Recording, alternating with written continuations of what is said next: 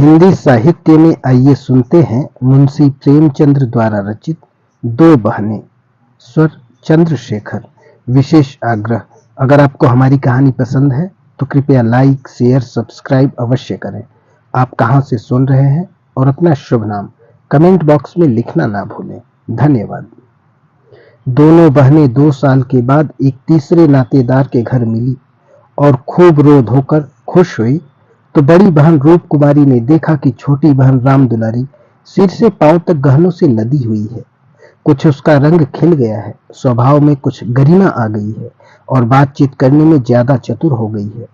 कीमती बनारसी साड़ी और बेलदार उन्नावी मखमल के जंपर ने उसके रूप को और भी चमका दिया है। वही राम दुलारी लड़कपन में सिर के बाल खोले फूहड़ सी इधर उधर खेला करती थी। अंतिम बार रूप कुमारी ने उसे उसके विवाह में देखा था, 2 साल पहले। तब भी उसके शक्ल सूरत में कुछ ज्यादा अंतर न हुआ था। लंबी तो हो गई थी मगर थी उतनी ही दुबली, उतनी ही फूहड़, उतनी ही मंद बुद्धि, जरा जरा सी बात पर रूठने वाली। मगर आज तो कुछ हालत ही और, जैसे कली खिल गई हो। और यह रूप इतने दिन छिपा कहाँ रखा था? नहीं, आंखों को धोखा हो रहा है। यह रूप नहीं केवल आंखों को लुभाने की शक्ति है।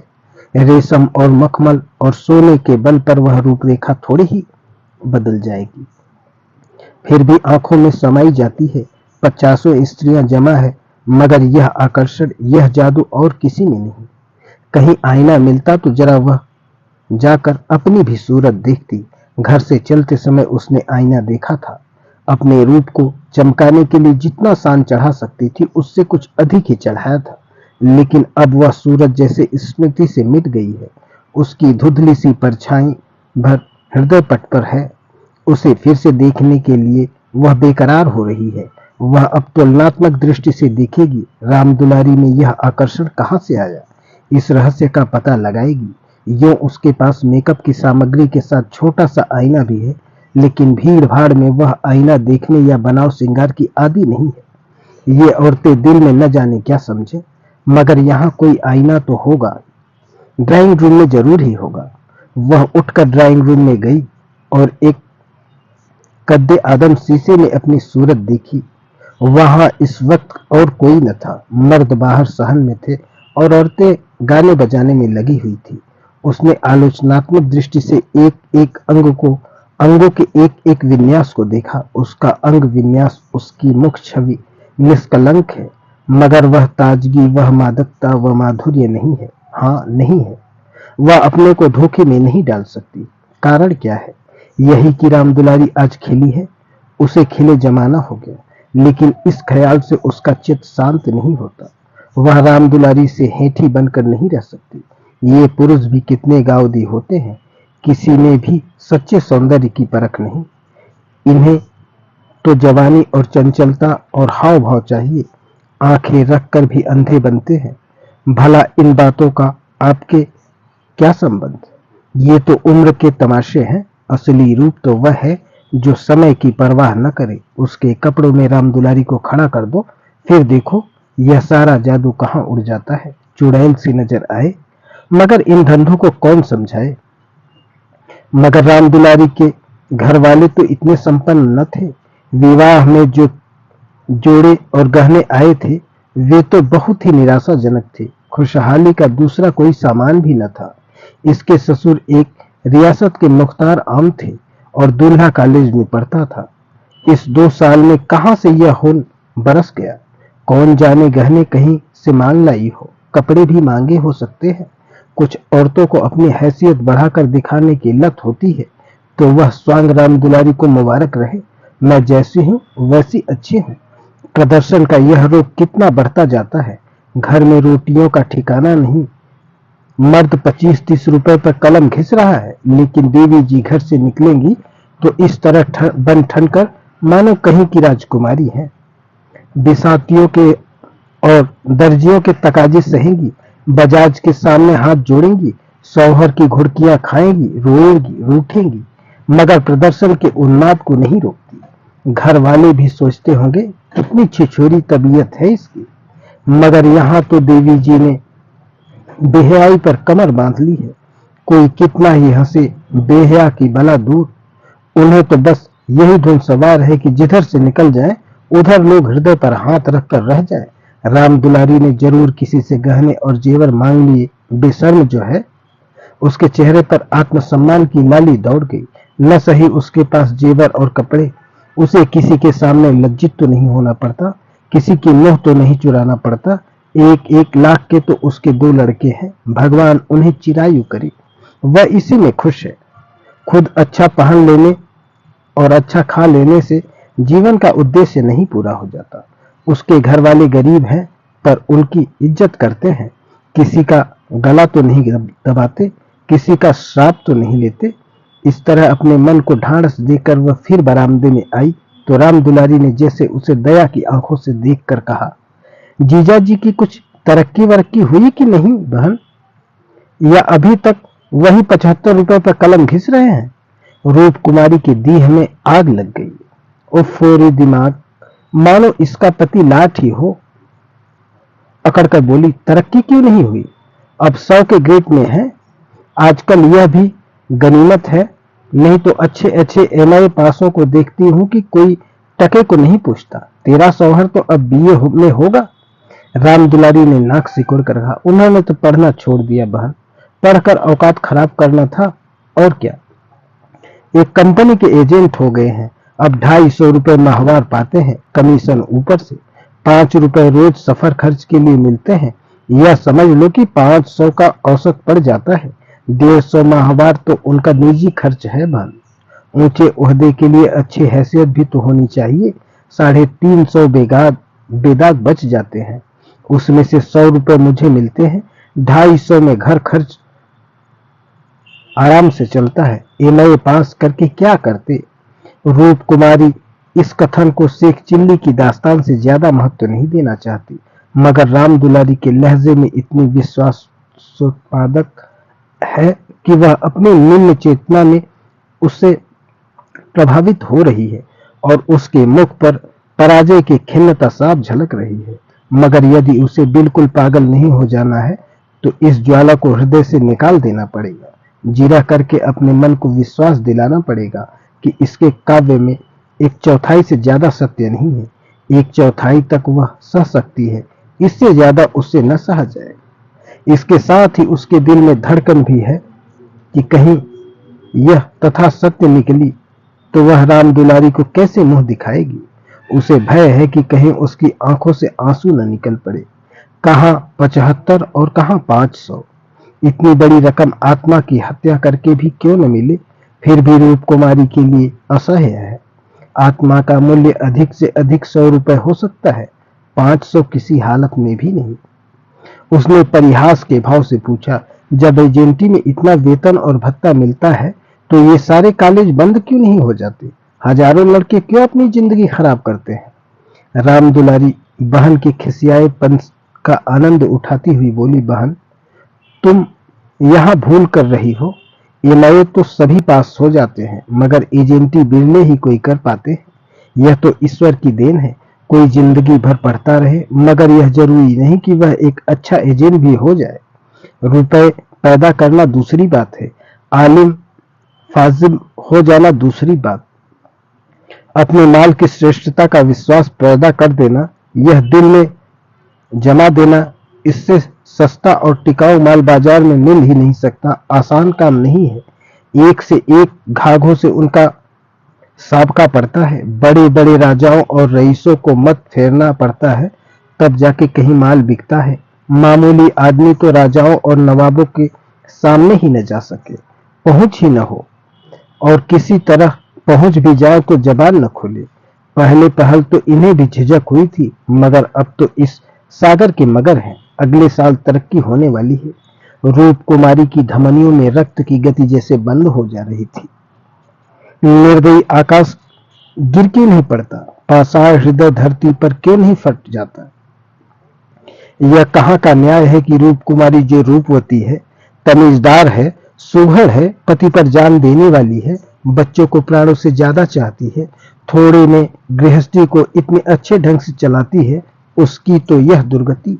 और यह घमंडिन बदतमीज, बिलासिनी, चंचल, मोहफट छोकरी जो अभी तक सिर खोले घूमा करती थी, रानी बन जाए। मगर उसे अब भी कुछ आशा बाकी थी। शायद आगे चलकर उसके चित्त की शांति का कोई मार्ग निकल आए। उसी परिहास के स्वर में बोली, तब तो शायद 1000 मिलने लगे। 1000 तो नहीं, पर 600 में संदेह नहीं। कोई आंखों का अंधा मालिक फंस गया होगा। व्यापारी आंखों के अंधे नहीं होते दीदी। उनकी आंखें हमारी तुम्हारी आंखों से कहीं तेज होती हैं। जब तुम इन्हें 6000 कमा कर दो, तब कहीं 600 रुपए मिले। जो सारी दुनिया को चराए, उसे कौन बेवकूफ बनाएगा। परिहास से काम न चलते देखकर रूप कुमारी ने अपमान का वस्त्र निकाला। मैं तो इसे बहुत अच्छा पेशा नहीं समझती। सारे दिन झूठ के तुमार बांधो, यह तो ठग विद्या है। राम दुलारी जोर से हंसी। बहन, पर हमने पूरी विजय पाई थी। इस तरह तो जितने वकील बैरिस्टर हैं सभी ठग विद्या करते हैं। अपने मुवक्किल के फायदे के लिए उन्हें क्या नहीं करना पड़ता। झूठी शहादतें तक बनानी पड़ती हैं। मगर उन्हीं वकीलों और बैरिस्टरों को हम अपना लीडर कहते हैं। उन्हें अपनी कौमी सभाओं का प्रधान बनाते हैं। उनकी गाड़ियां खींचते हैं। उन पर फूलों को और असरफियों की वर्षा करते हैं। उनके नाम से सड़कें, प्रतिमाएं और संस्थाएं बनाते हैं। आजकल दुनिया पैसा देखती है। आजकल ही क्यों, हमेशा से धन की यही महिमा रही है। पैसे कैसे आए यह कोई नहीं देखता। जो पैसे वाला है उसी की पूजा होती है। जो अभागे है, अयोग्य है या भीरू है, वे आत्मा और सदाचार की दुहाई देकर अपने आंसू पोंछते रहते हैं। नहीं, आत्मा और सदाचार को कौन पूछता है। रूप कुमारी खामोश हो गई। अब उसे यह सत्य उसकी सारी वेदनाओं के साथ स्वीकार करना पड़ेगा कि राम दुलारी सबसे ज्यादा भाग्यवान है। इससे अब तृण भर भी नहीं पीछे हट सकती। परिहास या अनादर से वह अपनी तंगदिली का प्रमाण देने के सिवा और क्या कर पाएगी। उसे किसी बहाने से राम दुलारी के घर जाकर असलियत की छानबीन करनी पड़ेगी। अगर राम दुलारी वास्तव में लक्ष्मी का वरदान पा चुकी है, तो रूप कुमारी अपनी किस्मत को ठोक कर बैठ रहेगी। समझ लेगी कि दुनिया में कहीं न्याय नहीं है, कहीं ईमानदारी की पूछ नहीं है। मगर क्या सचमुच इसे इस विचार से संतोष होगा। यहाँ कौन ईमानदार है? वही जिसे बेईमानी करने का अवसर नहीं है और न इतनी बुद्धि या मनोबल है कि वह अवसर पैदा कर ले। उसके प्रति 75 रुपए पाते हैं। उसके पति 75 रुपए पाते हैं, पर क्या 10-20 रुपए और ऊपर से मिल जाए तो वह खुश होकर न ले लेंगे। उनकी ईमानदारी और सत्यवादिता उसी समय तक है जब तक अवसर नहीं मिलता। जिस दिन मौका मिला, सारी सत्यवादिता धरी रह जाएगी। और क्या रूप कुमारी में इतना नैतिक बल है कि वह अपने पति को हराम का माल हजम करने से रोक दे। रोकना तो दूर की बात है, वह प्रसन्न होगी। शायद पतिदेव की पीठ ठोकेगी। अभी उनके दफ्तर से आने के समय वह मन मारे बैठी रहती है। तब वह द्वार पर खड़ी होकर उनकी बाट जोहेगी और जो ही वह घर में आएंगे उनकी जेबों की तलाशी लेगी। आंगन में गाना बजाना हो रहा था।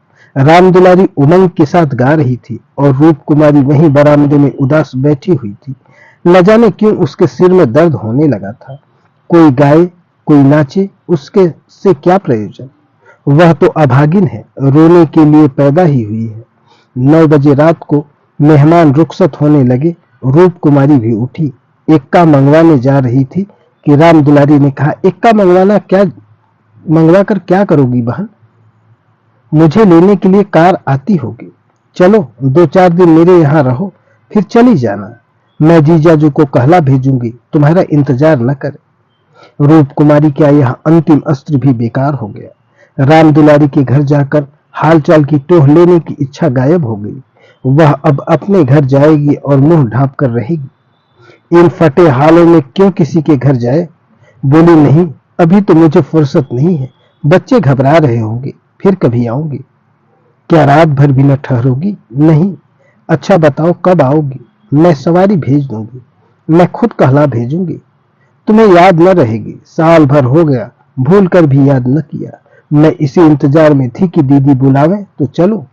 एक ही शहर में रहते हैं, फिर भी इतनी दूर की साल भर गुजर जाए और मुलाकात तक न हो। रूप कुमारी इसके सिवा और क्या कहे कि घर के कामों से छुट्टी नहीं मिलती। कई बार उसने इरादा किया कि दुलारी को बुलाए, मगर अवसर ही न मिला। सहसा राम दुलारी के पति मिस्टर गुरुसेवक ने आकर बड़ी साली को सलाम किया। बिल्कुल अंग्रेजी सज धज, मुंह में चुरूट, कलाई पर सोने की घड़ी, आंखों पर सुनहरी ऐनक, जैसे कोई सिविलियन हो। चेहरे से जेहानत और शराफत बरस रही थी। वह इतना रूपवान और सजीला है, रूपवती को अनुमान न था। कपड़े जैसे उसकी देह पर खिल रहे थे। आशीर्वाद देकर बोली, आज यहाँ न आती तो मुझसे मुलाकात क्यों होती। गुरु सेवक हंसकर बोला, यह उल्टी शिकायत क्यों न हो। अभी आपने बुलाया और मैं न गया। मैं नहीं जानती कि तुम अपने को मेहमान समझते हो, वह भी तो तुम्हारा ही घर है। राम दुलारी देख रही थी कि मन में उससे ईर्ष्या रखते हुए भी वह कितनी वाणी मधुर, कितनी स्निग्ध, कितनी अनुग्रह प्रदर्शनी होती जा रही है। गुरुसेवक ने उदार मन से कहा, हाँ अब मान गया भाभी साहब, बेशक मेरी गलती है। इस दृष्टि से मैंने विचार नहीं किया था, मगर आज तो मेरे घर रहिए। नहीं, आज बिल्कुल अवकाश नहीं है, फिर कभी आऊंगी। लड़के घबरा रहे होंगे। राम दुलारी बोली, मैं कितना कह के हार गई, मानती ही नहीं। दोनों बहनें कार की पिछली सीट पर बैठी। गुरुसेवक ड्राइव करता हुआ चला जा रहा था। उसका मकान आ गया। राम दुलारी ने फिर बहन से उतरने के लिए आग्रह किया, पर वह न मानी। लड़के घबरा रहे होंगे। आखिर राम दुलारी उससे गले मिलकर अंदर चली गई। गुरुसेवक ने कार बढ़ाई। रूप कुमारी ने उड़ती हुई निगाह से राम दुलारी का मकान देखा और वह ठोस सत्य एक सलाखा की भांति उसके कलेजे में चुभ गया।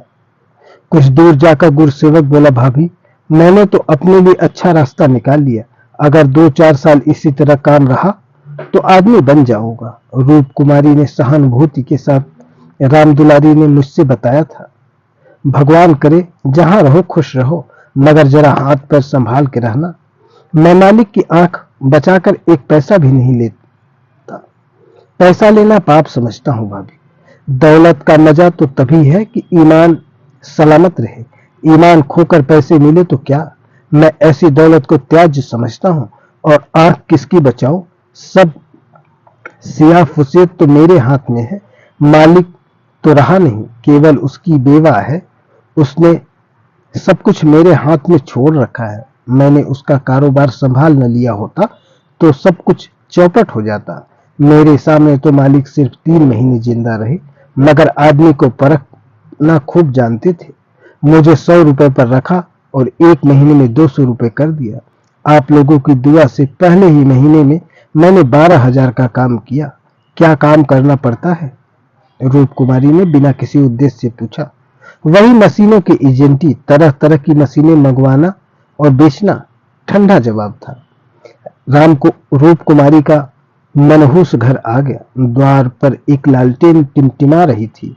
उसके पति उमानाथ द्वार पर टहल रहे थे, मगर रूप कुमारी ने गुरुसेवक से उतरने के लिए आग्रह नहीं किया। एक बार शिष्टाचार के नाते कहा जरूर, पर जोर नहीं दिया। और उमानाथ को गुरुसेवक से मुखातिब भी न हुए। रूप कुमारी को वह घर अब कब्रिस्तान सा लग रहा था, जैसे फूटा हुआ भाग्य हो। न कहीं फर्श, न कहीं फर्नीचर, न गमले, 2-4 टूटी टाटी टिपाइयां, एक लंगड़ी मेज, 4-5 पुरानी धुरानी खाटें, यही उस घर की बिसात थी। आज सुबह तक रूप कुमारी इसी घर में खुश थी, लेकिन अब यह घर उसे काटे खा रहा है। लड़के अम्मा अम्मा करके दौड़े, मगर उसने दोनों को झिड़क दिया। उसके सिर में दर्द है, वह किसी से न बोलेगी, कोई उसे न छेड़े। अभी घर में खाना नहीं पका। पकाता कौन? लड़कों ने तो दूध पी लिया है, किंतु उमानाथ ने कुछ नहीं खाया। इसी इंतजार में थी कि रूप कुमारी आए तो पकाए, पर रूप कुमारी के सिर में दर्द है। मजबूर होकर बाजार से पूरियां लानी पड़ेंगी। रूप कुमारी ने तिरस्कार के स्वर से कहा, तुम अब तक मेरा इंतजार क्यों करते रहे? मैंने तो खाना पकाने की नौकरी कर लिखी ली है, और जो रात को वही रह जाती। आखिर तुम कोई महाराजनी क्यों नहीं रख लेते? क्या जिंदगी भर मुझी को पीसते रहोगे? उमानाथ ने उसकी तरफ आहत विस्मय की आंखों से देखा। उसके बिगड़ने का कोई कारण उनकी समझ में न आया। रूप कुमारी से उन्होंने हमेशा निरापद सहयोग पाया है। निरापद ही नहीं, सहानुभूतिपूर्ण भी। उन्होंने कई बार उससे महाराजिन रख लेने का प्रस्ताव खुद किया था, पर उसने बराबर यही जवाब दिया कि आखिर में बैठे बैठे मैं क्या करूंगी, 4-5 रुपए का खर्च बढ़ाने से क्या फायदा, यह पैसे तो बच्चों के मक्खन में खर्च होते हैं। और आज वह इतनी निर्ममता से उलाहना दे रही है जैसे गुस्से में भरी हो। अपनी सफाई देते हुए बोले, महाराजिन रखने के लिए तो मैंने खुद तुमसे कई बार कहा, तो लाकर रख क्यों नहीं दिया? मैं उसे निकाल थोड़ी न देती। हाँ, यह गलती हुई। तुमने कभी सच्चे दिल से नहीं कहा। रूप कुमारी ने और भी प्रचंड होकर कहा, तुमने केवल मेरा मन लेने के लिए कहा। मैं ऐसी भोली नहीं हूं कि तुम्हारे मन का रहस्य न समझूं। तुम्हारे दिल में कभी मेरे आराम का विचार आया ही नहीं। तुम तो खुश थे कि अच्छी लौंडी मिल गई है, एक रोटी खाती है और चुपचाप पड़ी रहती है, महज खाने और कपड़े पर। यह भी जब घर की जरूरतों से बचे। 75 रुपए लिया लाकर मेरे हाथ पर रख देते हो और सारी दुनिया का खर्च। मेरा दिल ही जानता है मुझे कितनी कतर व्यय करनी पड़ती है, क्या पहनूं और क्या ओढ़ूं। तुम्हारे साथ जिंदगी खराब हो गई। संसार में ऐसे मर्द भी हैं जो स्त्री के लिए आसमान के तारे तोड़ लाते हैं। गुरुसेवक ही को देखो, दूर क्यों जाओ। तुमसे कम पढ़ा है, उम्र में तुमसे कहीं कम है, मगर 500 महीना लाता है और राम दुलारी रानी बनी बैठी रहती है। तुम्हारे लिए यही 75 रुपए बहुत है। रान मांगने भी मगन। तुम नाहक मर्द हुए। तुम्हें तो औरत होना चाहिए था। औरतों के दिल में कैसे कैसे अरमान होते हैं, मगर मैं तो तुम्हारे लिए घर की मुर्गी का बासी साग हूं। तुम्हें तो कोई तकलीफ होती नहीं। तुम्हें तो कपड़े भी अच्छे चाहिए, खाना भी अच्छा चाहिए, क्योंकि पुरुष हो, बाहर से कमा कर लाते हो। मैं चाहे जैसे रहूं तुम्हारी भला से। भाग्यवाड़ों का यह सिलसिला कई मिनट तक जारी रहा और उमानाथ चुपचाप सुनते रहे। अपनी जान में उन्होंने रूप कुमारी को शिकायत का कभी मौका नहीं दिया। उनका वेतन कम है, यह सत्य है, पर यह उनके बस की बात तो नहीं। वह दिल लगाकर अपना काम करते हैं, अफसरों को खुश रखने की सदैव चेष्टा करते हैं। इसी साल बड़े बाबू के छोटे सुपुत्र को 6 महीने तक बिना नागा पढ़ाया, इसलिए तो कि वह प्रसन्न रहे। अब वह और क्या करे। रूप कुमारी की खफगी का रहस्य वह समझ गए। अगर गुरुसेवक वास्तव में 500 रुपए लाता है तो बेशक वह भाग्य का बली है, लेकिन दूसरों की ऊंची पोशाक देखकर अपना माथा तो नहीं फोड़ा जाता। किसी संयोग से उसे यह अवसर मिल गया, मगर हर एक को तो ऐसा अवसर नहीं मिलता। वह इसका पता लगाएंगे कि सचमुच उसे 500 मिलते हैं या महज डींग है। और मान लिया कि 500 मिलते हैं, तो क्या इससे रूप कुमारी को यह हक है कि वह उनको ताने दे और उन्हें जली कटी सुनाए? अगर इसी तरह वह भी रूप कुमारी से ज्यादा रूपवती और सुशीला रमणी को देखकर रूप कुमारी को कोसना शुरू करे तो कैसा हो?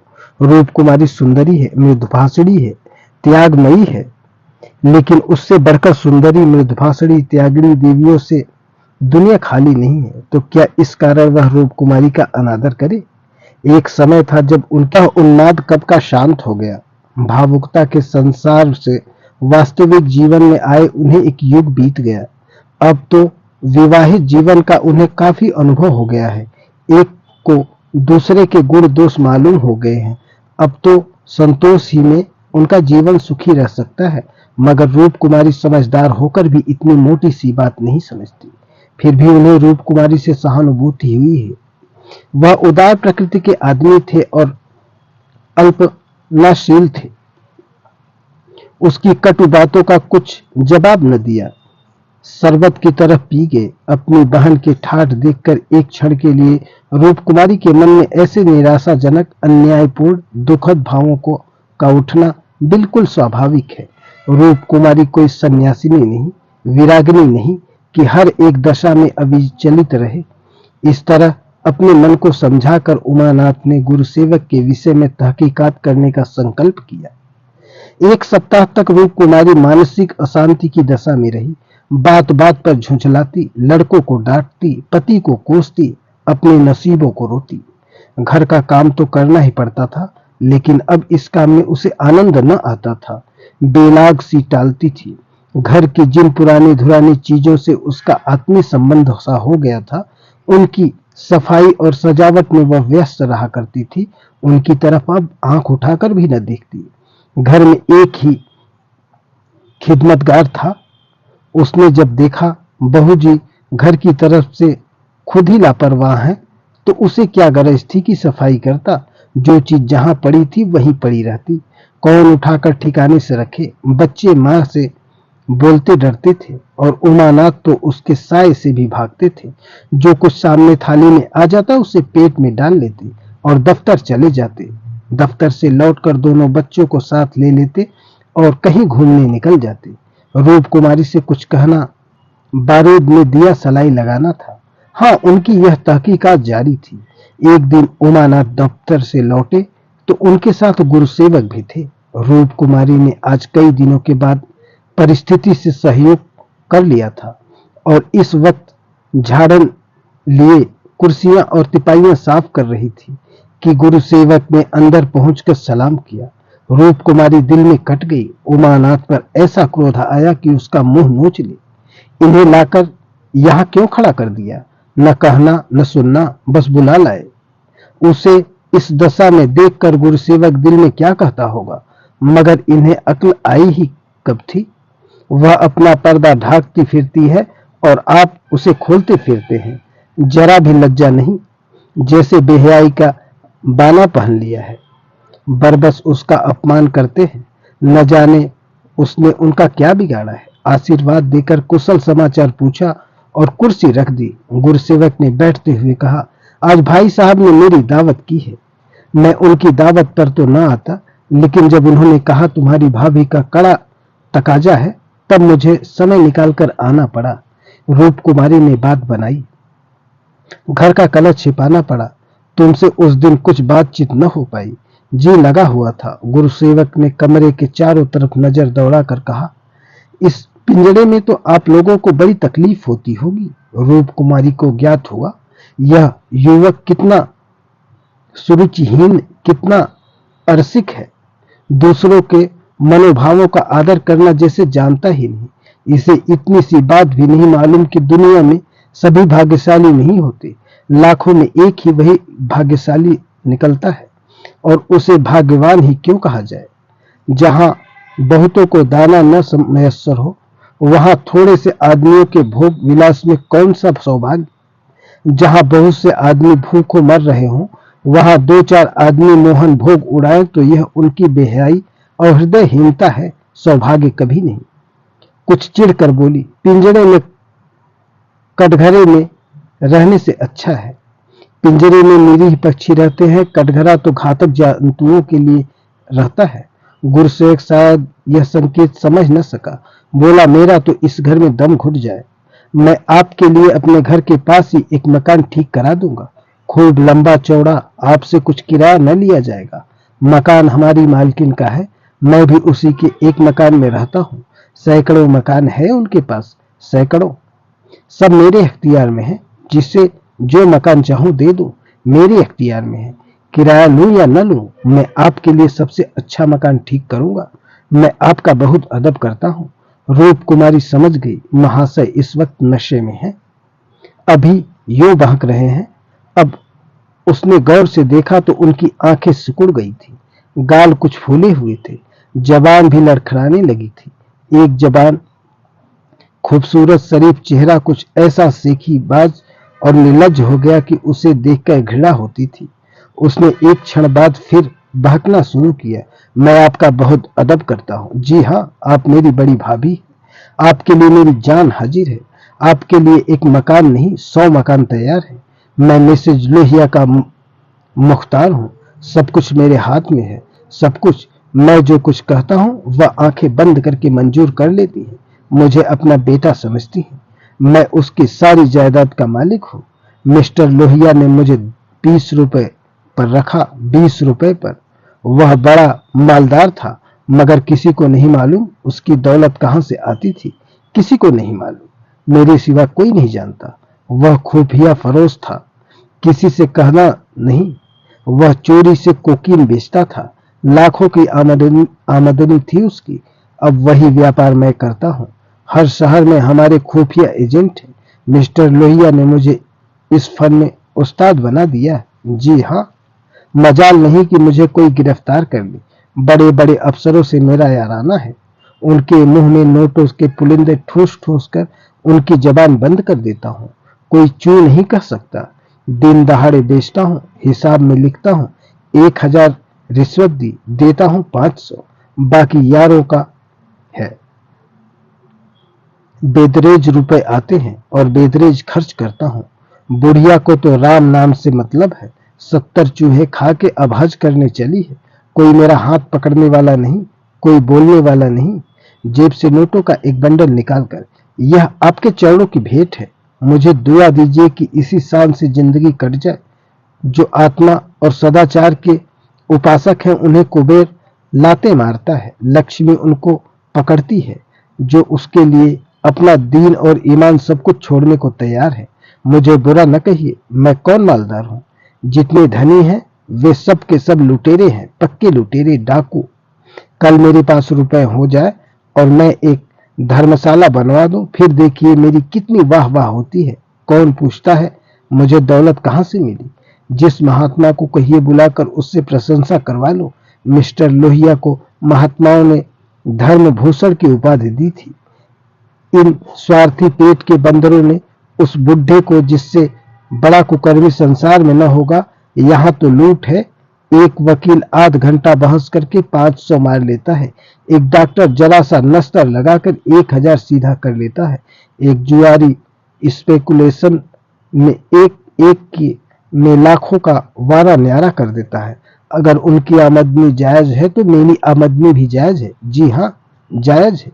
मेरी निगाह में बड़े से बड़े मालदार भी की कोई इज्जत नहीं है। मैं जानता हूँ वह कितना बड़ा हथकंडेबाज है। यहाँ जो आदमी आंखों में धूल झोंक सके वही सफल है।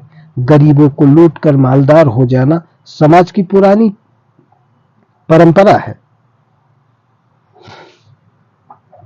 मैं भी वही करता हूँ जो दूसरे करते हैं। जीवन का उद्देश्य है ऐसा करना। खूब लूटूंगा, खूब ऐश करूंगा और बुढ़ापे में खूब खैरात करूंगा और एक दिन लीडर बन जाऊंगा। कहिए, गिना दो। यहाँ कितने लोग जुआ खेल खाल कर करोड़पति हो गए, कितने औरतों का बाजार लगाकर करोड़पति हो गए। सहसा उमानाथ ने आकर कहा, मिस्टर गुरुसेवक, क्या कर रहे हो? चलो चाय पी लो, ठंडी हो रही है। गुरुसेवक ऐसा हड़बड़ा उठा मानो अपने सचेत रहने का प्रमाण देना चाहता हो, मगर पांव लड़खड़ाए और जमीन पर गिर पड़ा। फिर संभल कर उठा और झूमता झूमता ठोकरे खाता बाहर चला गया। रूप कुमारी ने आजादी की सांस ली। यहाँ बैठे बैठे उसे हौल दिल सा हो रहा था। कमरे की हवा जैसे कुछ भारी हो गई थी। जो प्रेरणाएं कई दिन से अच्छे अच्छे मनोहर रूप भरकर उसके मन में आ रही थी, आज उसे उनका असली विभत्स घिनौना रूप नजर आया। जिस त्याग, सादगी और साधुता के वातावरण में अब तक उसकी जिंदगी गुजर रही थी, उसमें इस तरह के दांव पेच, छल कपट और पतिक स्वार्थ का घुसना बिल्कुल ऐसा ही था जैसे किसी बाग में सांडों का एक झुंड घुस आए। इन दामों वह दुनिया की सारी दौलत और सारा ऐश खरीदने को भी तैयार न हो सकती थी। नहीं, अब राम दुलारी के भाग्य से अपने भाग्य का बदला न करेगी। वह अपने हाल में खुश है। राम दुलारी पर उसे दया आई, जो भोग विलास की धुन और अमीर कहलाने की मोह में अपनी आत्मा का सर्वनाश कर रही है। मगर वह बेचारी भी क्या करे, और गुरुसेवक का भी क्या दोष है। जिस समाज में दौलत पूछती है, जहां मनुष्य का मूल उसके बैंक अकाउंट और टीम टाम से आंका जाता है, जहां पग पग पर प्रलोभनों का जाल बिछा हुआ है और समाज की कुव्यवस्था आदमी में ईर्ष्या, द्वेष, अपहरण और नीचता के भावों को उकसाती और उभारती रहती है, गुरुसेवक और रामदुलारी उस जाल में फंस जाए, उस प्रवाह में बह जाए तो कोई अचरज नहीं। उसी वक्त उमानाथ ने आकर कहा, गुरुसेवक यहाँ बैठा बैठा क्या बहक रहा था? मैंने तो उसे विदा कर दिया। जी डरता था कहीं पुलिस उसके पीछे न लगी हो, नहीं तो मैं भी गेहूं के साथ घोल की तरह पिस जाऊं। राजकुमारी ने क्षमा प्रार्थी नेत्रों से उन्हें देखकर जवाब दिया। वही अपनी खुफिया पर उसी की नींद मार रहा था। मुझे तो मिसेज लोहिया से मिलने को कह रहा था। जी नहीं, आप अपनी क्लर्की लिए जाइए, इसी में हमारा कल्याण है। मगर क्लर्की में वह ऐश कहाँ? क्यों न साल भर की छुट्टी लेकर जरा उस दुनिया की भी सैर करो। मुझे अब उस ऐश का मोह नहीं रहा। दिल से कहती हो? सच्चे दिल से। उमानाथ 1 मिनट तक चुप रहने के बाद फिर बोले, मैं आकर तुमसे यह वृत्तांत कहता तो तुम्हें विश्वास या नहीं, सच है या नहीं? कभी नहीं। मैं तो कल्पना ही नहीं कर सकती कि अपने स्वार्थ के लिए कोई आदमी दुनिया को विष खिला रहा है। मुझे सारा हाल पुलिस के सब इंस्पेक्टर से मालूम हो गया था। मैंने उसे खूब शराब पिला दी थी। नशे में बहकेगा जरूर और सब कुछ उगल देगा।